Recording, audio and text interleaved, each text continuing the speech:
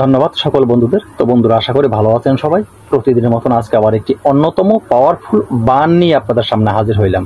এটি হলো একটি পাওয়ারফুল বান। এত সময় থাম্বনেল দেখে বুঝতে পেরেছেন, শত্রু যত বড় হোক গড় গিরহ ছাড়া করে দিতে হয়। কিভাবে করবেন বলছি, বুঝে নেবেন। সব কথা ইউটিউবের গাইডলাইনের কারণে ক্লিয়ারভাবে বলা যাবে না। তো ঘর ছাড়া দুনিয়া ছাড়া একটাই কথা হয়ে যায়। তো সেটা কি দিয়ে করতে হবে? একটি চ্যাংরা বান, এটা বলা হয় কি চ্যাংরা বান, মায়াং ভয়ঙ্কর বান। এটি চ্যাংরা বান। চ্যাংরা বান বলে বুঝেন তো? অনেকে চ্যাংরা বান বুঝবেন না। তো চ্যাংরা বান বুঝবেন না, এটি একটি ভয়ঙ্কর একটি, বলে দিচ্ছি আমি, একটু একটু করে বলে দেব।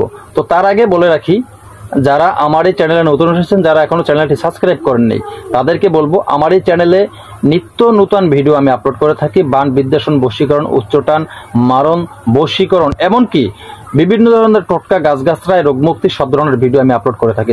যারা এখনও আমার চ্যানেল সাবস্ক্রাইব করেননি, তারা চ্যানেলটি সাবস্ক্রাইব করুন, পাশে থাকা বেল আইকনটি বাজিয়ে নোটিফিকেশন করে দিন, যাতে আমি নতুন ভিডিও আপলোড করার সাথে সাথে সবার আগে আপনার কাছে চলে যায়। আমার এই চ্যানেলটি প্রশিক্ষণীয় চ্যানেল। আমার এই চ্যানেলের সাথে আপনি যুক্ত থাকলে, আমার চ্যানেল থেকে আপনি তন্ত্রমন্ত্র যন্ত্র শিক্ষা করে ভালো একটা কবিরাজ হতে পারবেন, মানব কল্যাণে কাজ করতে পারবেন, নিজে উপকৃত হতে পারবেন। তো সেই ক্ষেত্রে অবশ্যই চ্যানেলটি সাবস্ক্রাইব করে রাখুন। তো বন্ধুরা, আপনারা যত আমাকে ভালোবাসা দিবেন, চ্যানেল সাবস্ক্রাইব করবেন, তত ভালো ভালো ভিডিও আমি আপনাদেরকে দিব, কথা দিয়েছি। তো বন্ধুরা, কথা বাড়াবো না, চলে যাচ্ছি এই ছোট্ট একটি মন্ত্র, এই মন্ত্রটিতে চলে যাচ্ছি। তারপরেই আপনাদেরকে বুঝিয়ে দেব চ্যাংরা বান কি, আর এই চ্যাংরা বান কিভাবে মারতে হয়। খুব সহজে মারতে পারবেন, যে কোনো লোক কাজ করতে পারবেন। তো সর্বপ্রথম মন্ত্রটি আমি বলে দিচ্ছি, খুব ধীরে ধীরে বলবো, আপনাদের বোঝার সুবিধার্থে একবারে ধীরে ধীরে বলবো, যাতে আপনারা বুঝতে পারেন। আমি চার করে পড়ে গেলাম, আপনারা বুঝলেন না, তাহলে কোনো লাভ নেই। কিন্তু আমি ধীরে ধীরে বলবো, যাতে আপনারা বুঝতে পারেন, কথাগুলি বুঝতে পারেন, তাহলে আপনারা খুব সহজে শিক্ষা করতে পারবেন। তো কথা না বাড়িয়ে মন্ত্রে চলে যাচ্ছি। মন্ত্রটি হলো এই: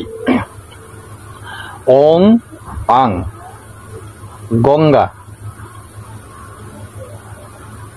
শতাং মং লে রে রে অং অমুকের পঞ্চপ্রাণ নাই ইদু অং অঙ্কার রূপ অং অং সহা। এতটুকু ছিল মন্ত্রটি। এটি কিন্তু সব বীজ মন্ত্র, 20 অক্ষর দিয়ে সাজানো এই মন্ত্রটি ভয়ঙ্কর একটি পাওয়ারফুল মন্ত্র। এটি দেখতে ছোট, কিন্তু পাওয়ার, খুব পাওয়ার। কিভাবে প্রয়োগ করবেন বলছি। সর্বপ্রথম আপনি শনিবার অথবা মঙ্গলবার আপনি বাজারে চলে যাবেন।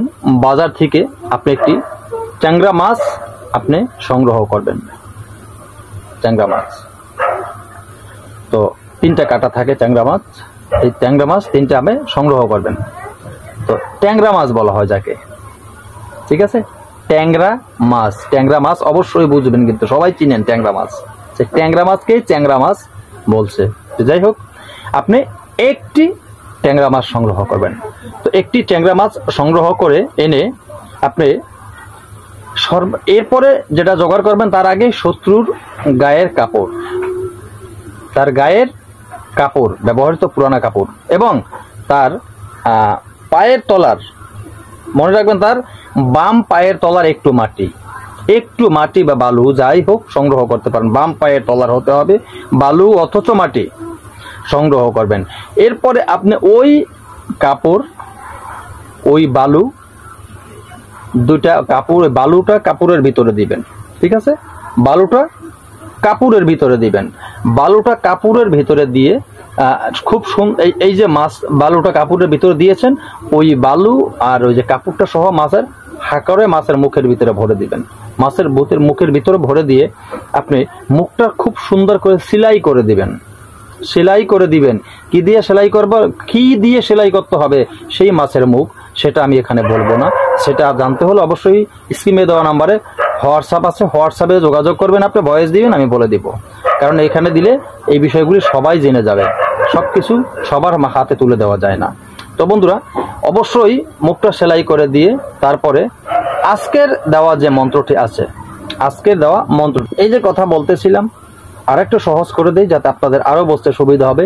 মাছের মুখটি সেলাই করে নিয়ে নদীর পাড়ে যাবেন। নদীর পাড়ে গিয়ে আপনি তিন কোণার নদীর তিন দিকের গঙ্গা জল সংগ্রহ করবেন। তিন দিকের, যেমন আপনার পশ্চিম, উত্তর, পূর্ব, অথবা দক্ষিণ, পূর্ব, উত্তর, তিন দিকে তিন কোণার গঙ্গা জল সংগ্রহ করবেন। তিন কোণার গঙ্গা জল সংগ্রহ করে এরপরে আপনি একটি মোরগের প্রয়োজন হবে, এক রঙা একটি মোরগের প্রয়োজন হবে। এক রঙা একটি মোরগের প্রয়োজন হবে, সেটি লাল হোক বা কালা হোক, ঠিক আছে, দুটি যে কোনো একটা রঙেই হোক।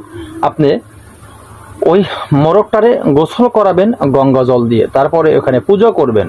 ওখানে একটি পূজা করবেন, পূজা করে মোরগটাকে কেটে ওই মোরগটাকে আপনি কাটবেন, জবাই করে দিবেন, ঠিক আছে। মোরগটা কেটে এরপরে ভোগ দেওয়া হয়ে গেল, পূজার পরে মোরগটা কেটে দিবেন, ঠিক আছে।